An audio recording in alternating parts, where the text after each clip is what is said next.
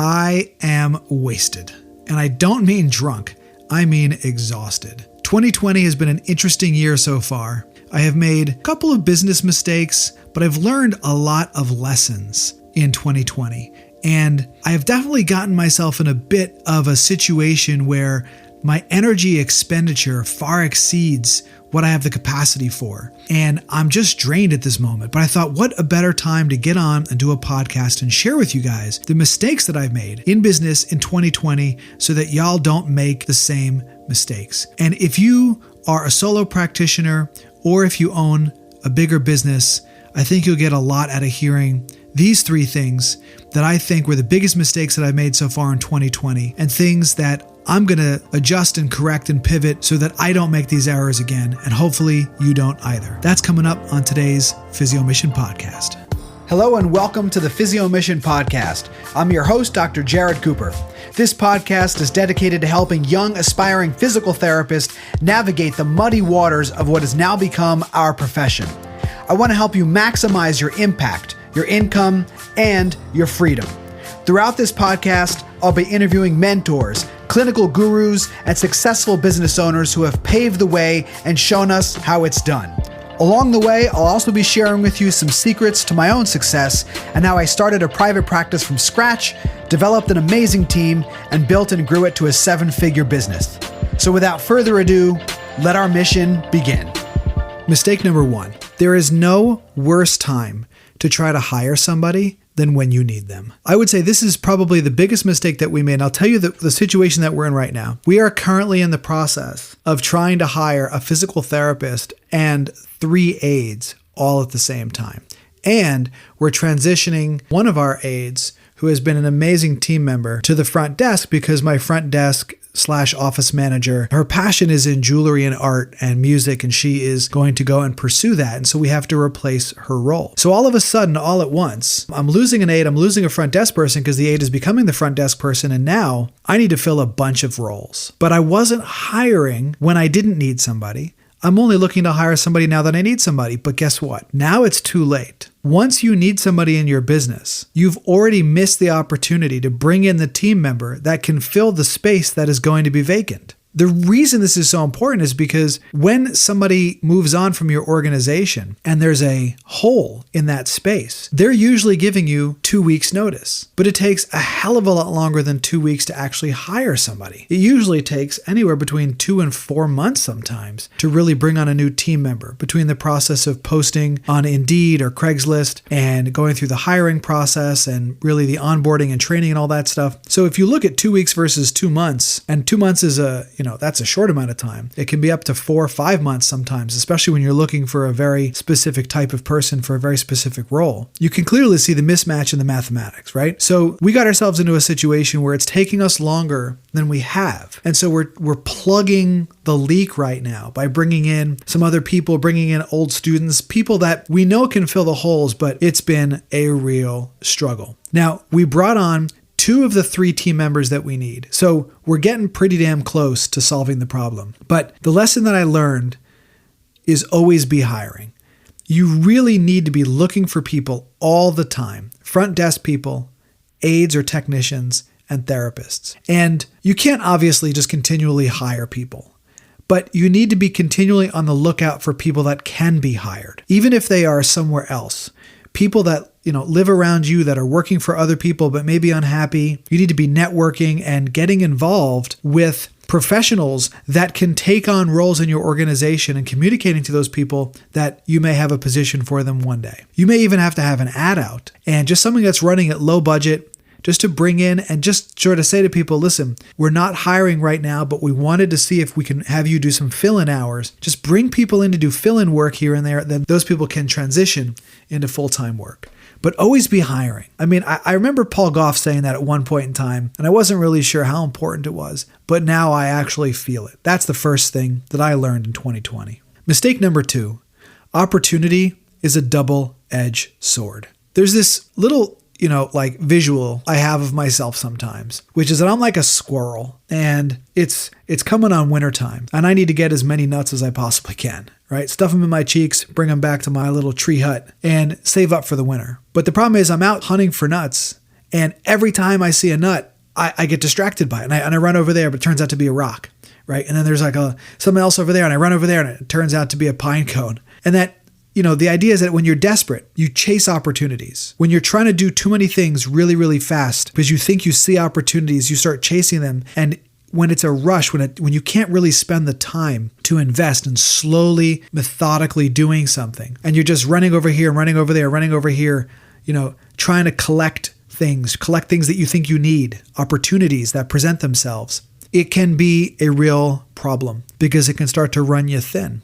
And I think this is the second mistake that I made in 2020. Opportunity is a double-edged sword. When people say, hey, you want to come give a lecture? Hey, you want to come give a workshop? Oh, we want to make a relationship. Oh, we want to do a course together. Hey, I got a great idea for this show. I got a great idea for that show. Oh, let's do this opportunity. And all this stuff comes in. You look at it and you're like, oh my God, this is great. This is great opportunities. I can't believe how well my business is doing. All this new stuff is coming on. The problem is that every single one of those things is a distraction from another one. And when you go after too many of these opportunities all at once, none of them work out quite right. You end up with a bunch of rocks and pine cones instead of a bunch of nuts. And opportunity, while it is something that you need to grow your business, you can create opportunity, you can find opportunity could come to you. My lesson that I learned for myself, and that hopefully you guys don't make the same mistake, is to not slowly and carefully consider whether or not the opportunity that's in front of me or that's in front of you is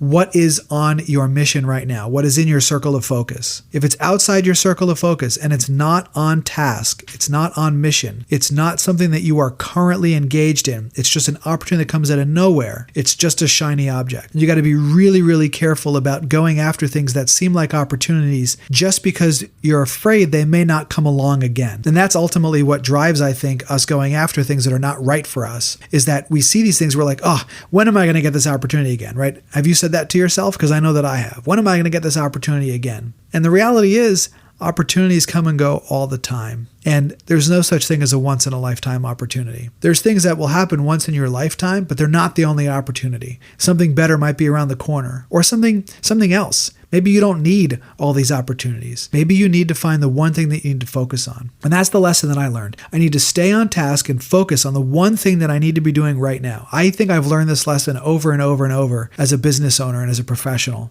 that opportunity can be a double-edged sword. That is mistake number 2 and the lesson that I learned. Mistake number 3, give your people tools. Give your people tools. I remember learning a little while back that as an owner, one of the things that I'm supposed to be doing, supposedly, is delegating outcomes. I don't know if you've ever heard this concept. And this is specifically for those who have people working underneath them. So if you're a business owner or you're a manager or a director, or even if you're a PT and you've got aides that work underneath you or PTAs, the idea is behind delegating outcomes is you explain to the person the outcome that you desire, then you give them the freedom to go and do it. And the idea here is that it's all about trusting your people. That if you hire good people and you delegate outcomes, that rather than delegating tasks, rather than saying do this, step-by-step process, then you free yourself up for doing other things, right? Well, it makes sense in theory. The only problem is if I take somebody and I basically point to the ground and I say, give me fire, but the person doesn't have any wood or any flint, they don't have the tools to make a fire. So if I say, make firewood, and the person has to do what? Chop down a tree, but I don't give them an axe. I've just delegated the outcome, but I have not given them the proper tools to complete the task. Now, the reason this is so important is we ran into this with one of our therapists recently, is that there were a couple of things that he wasn't doing. Specifically, he was not future pacing the sessions. For those of you that know my work, one of the things that I encourage therapists to do at the end of a session is future pace the next session. That means tell the patient what you're going to do next time they come in at the end of your session so they have something to look forward to. And future pace the entire strategy. Continue to remind them what they have to look forward to, what the strategy is, what's in front of them. You're building a bridge or a ladder between where they are now and their goals. So future pacing is really important, and it's especially important when you're looking to keep patients on task, to keep them from canceling, to keep them on your schedule, and to make sure that they do not self-discharge early because they have to understand what's in front of them. And he wasn't doing this. And my office manager reminded him to do it, and I've told him to do it in the past, and it wasn't getting done. Now, I could look at this and go, okay, this is a failure in the human being.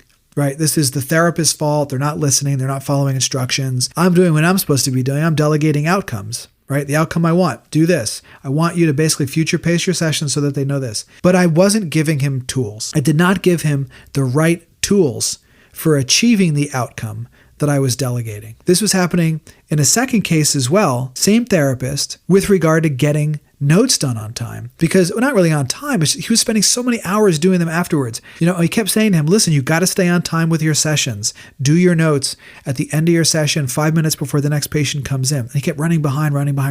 I thought I was, again, delegating outcomes, right? Do your notes, get those notes done. That is the outcome that I'm looking for so that you don't start to fall behind. You stay on task and you're not having to take them home and do them at home. But I wasn't giving him the tools. What are the tools that you need in order to be able to stay on time? And so we worked through this with him and we broke it down to figure out what were the tools that were necessary for accomplishing task 1, which was to future pace your sessions, and task 2, which was to stay on time and get some of your notes done. As it turns out, it was the same issue really in both cases. He didn't feel like he had enough time. And when we worked on giving him the tools, broke it down to tools, now we had an outcome, but he also had the tools he needed to accomplish the task. And so the mistake that I made was just delegating outcomes and not thinking about whether or not the person I was delegating to actually owned the tools that they needed in order to produce the outcome that I wanted. So my solution is to give my team members the tools that they need. So number 1,